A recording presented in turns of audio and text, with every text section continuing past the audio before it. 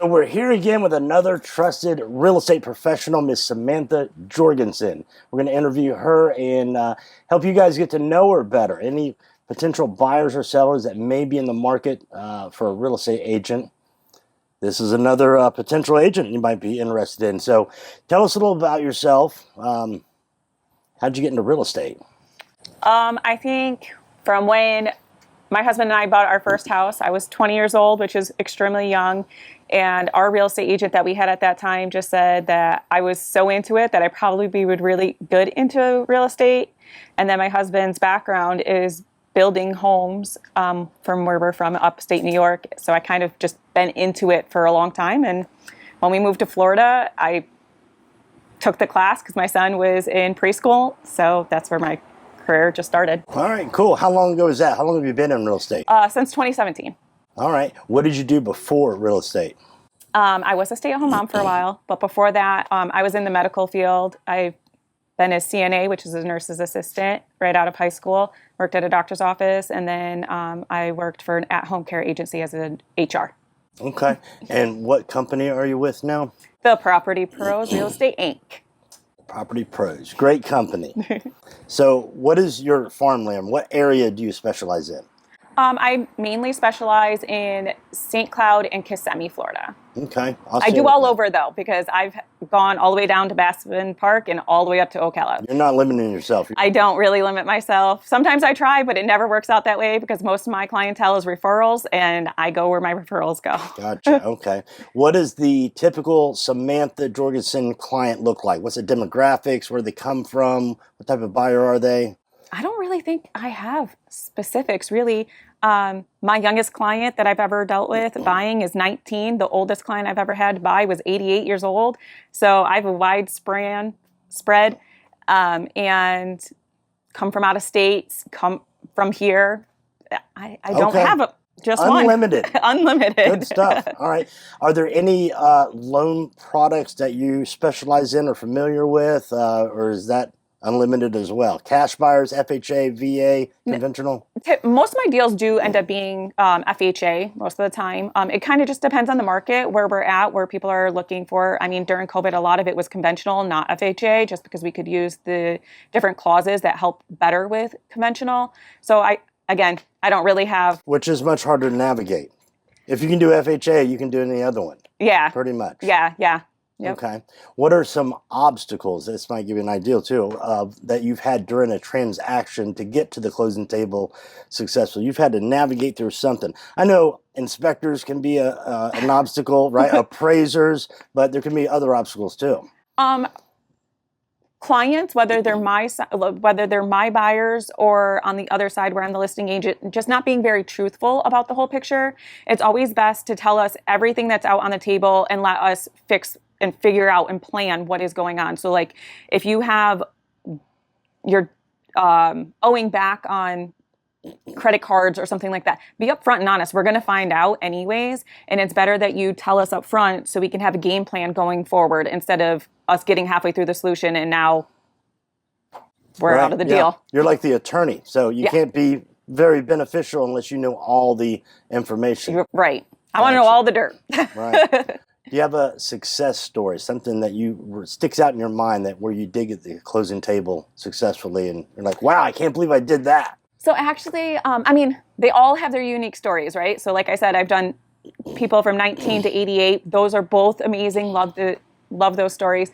But recently, I've had a client who was 67. She retired and was buying her first home in her family. Like nobody else has owned a home in her family. So that was really cherishing that she was 67 thinking she couldn't buy a house, and we were able to seal a deal for her and get her into a home.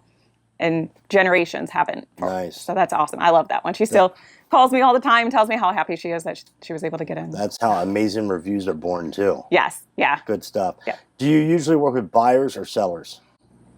Again, I think it kind of just depends on what the market's like.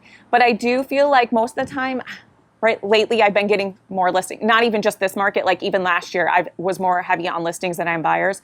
But I do really love the buying aspect. I love going around and touring new homes and imagining things with them or what they need to do to make it their own. Like that is probably one of my favorite parts. That's kind of rare. There's not many agents that like that part of it. I do. Again, I said my husband's background is in construction, like building those homes. So since I've been with him since I was 17. So growing up with that as part of my normal life, like it's probably part of it. Yeah, another tool in your pouch to help out the buyers. Yeah. Good stuff.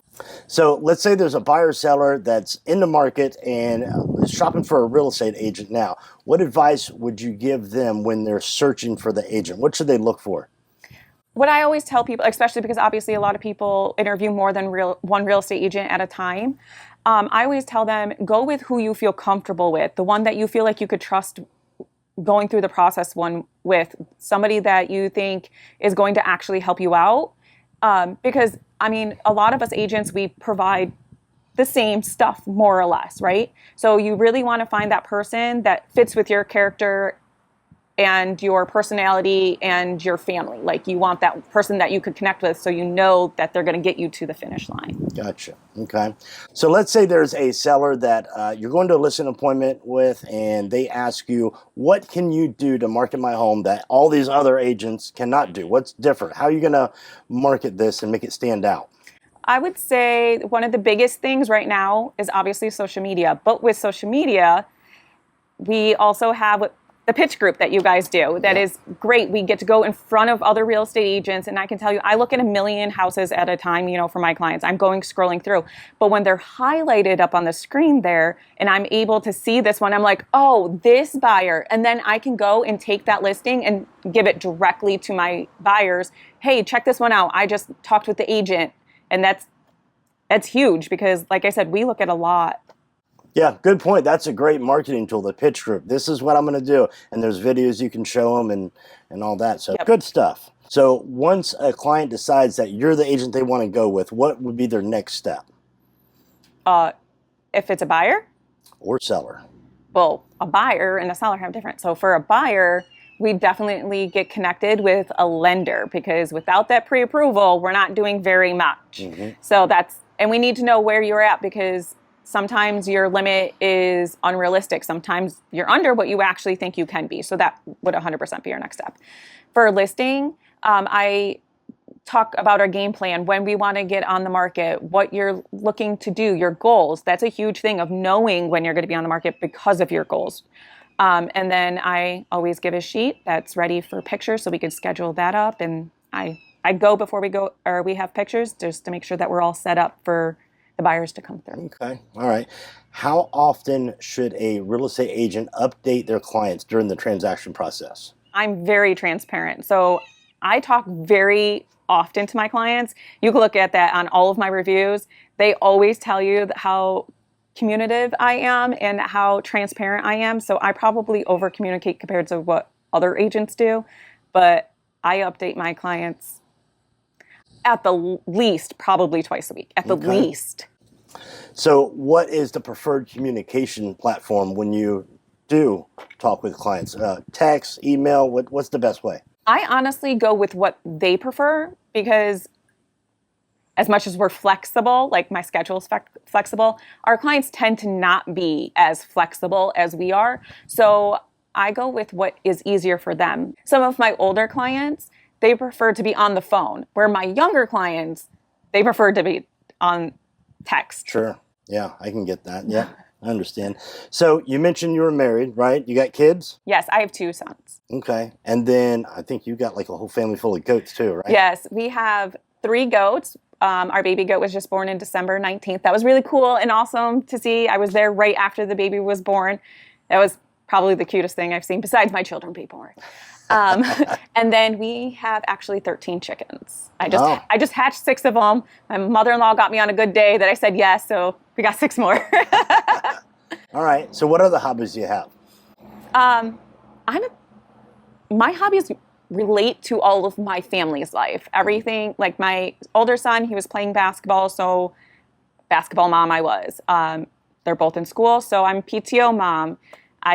My life revolves around them because I realize time is coming up that my kids are going to be out of school and on to their own life. So I try to soak up them when I'm not working. That's That's my life. All right, that makes sense. So that wraps it up. Listen, if you guys want to contact Samantha, all her information is below, her email, her phone number. Reach out to her anytime if you have any questions. She's an easy person to talk to, obviously. So, yeah, a great agent. We've worked on many transactions with her. So she is one of our trusted real estate professionals. So, all right, thank you. All right, thank you.